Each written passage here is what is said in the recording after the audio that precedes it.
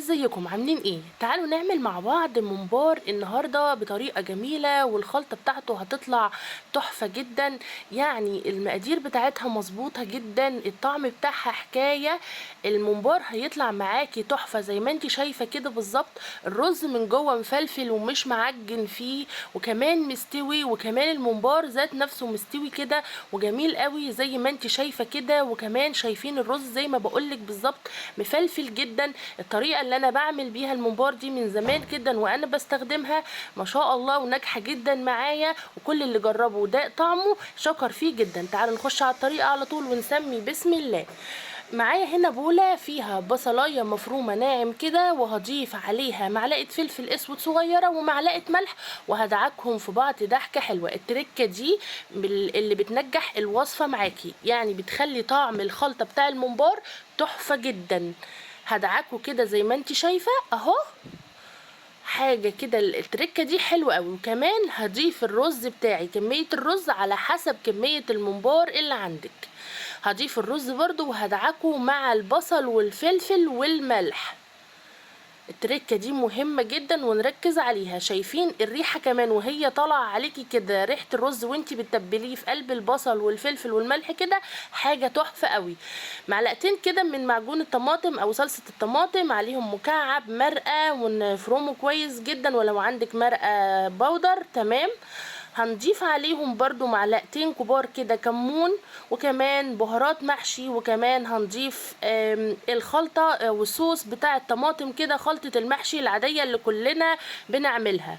وهنقلب كده اهون على حسب الكمية الرز اللي عندي. هضيف الصلصة دي بتاع المحشي العادية خالص، اللي هي عبارة عن بصل وطماطم.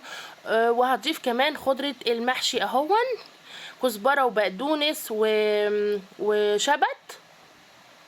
وهقلب بقى كله في بعضه، وهاخد كمية على قد الممبار اللي عندي اهو. يعني عشان ما الكمية اللي عندي كلها ما تتوسخش مني او تبوظ مني، فهاخد كمية على قد الممبار. الممبار طبعا انا كنت عاملاه معاكم وغاسلينه كويس ومنضفينه.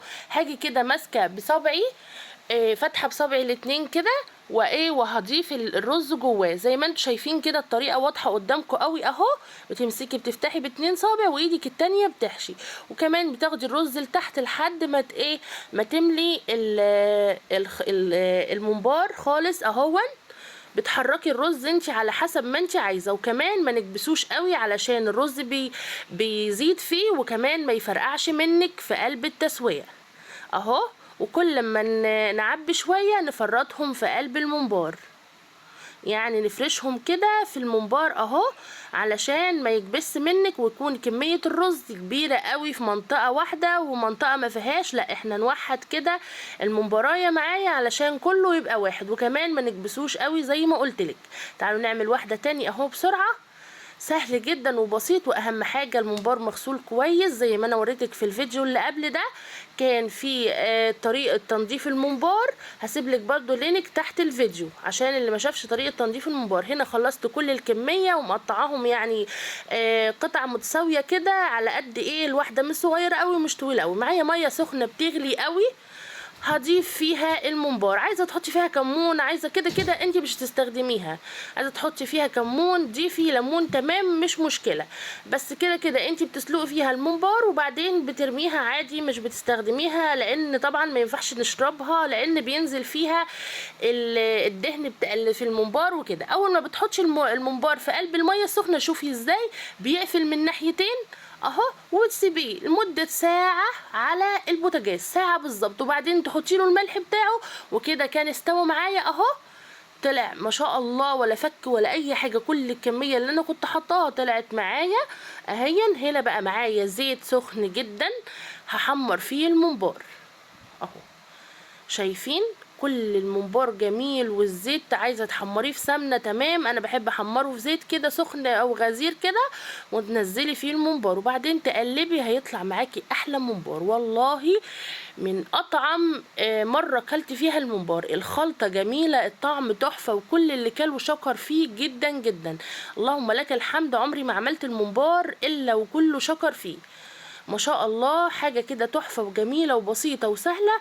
ويعني هي بيبقى متعب شوية في تنظيفه شوية، بس مش مشكلة والله. الطريقة اللي انا نضفت بيها الممبار كانت سهلة جدا، والفيديو اللي كان قبل ده كنت عاملة فيه طريقة تنظيفه ازاي بطريقة سهلة جدا وبسيطة. هنا بقى كان استوى معايا، هبدأ بقى اطلعه كده في مصفى او على منديل مطبخ كده اهون ومعاكي كده، وببدأ بقى احطه في الطبق بتاعه.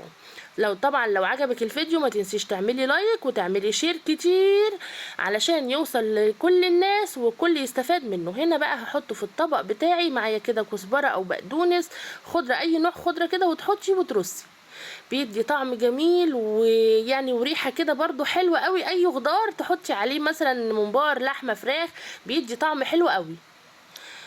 كده كان خلص معايا بقى الممبار. اتمنى يكون الفيديو عجبكم، وكمان هوريكم ازاي هنقطعه مع بعض، وازاي كان الرز فيه مفلفل وجميل، والطعم كمان والله العظيم كل اللي داقوا وجربوا حاجة كده ما شاء الله تحفة وبسيطة وسهلة.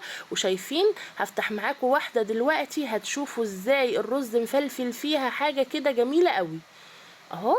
اتمنى يكون الفيديو عجبكم. شايفين الجمال، شايفين الرز مفلفل ازاي ومش معجن، وكمان الطعم جميل، وكمان الممبار ذات نفسه مستوي جميل. اتمنى يكون الفيديو عجبكم، ما تنسوش تعملوا لايك، والسلام عليكم ورحمة الله وبركاته.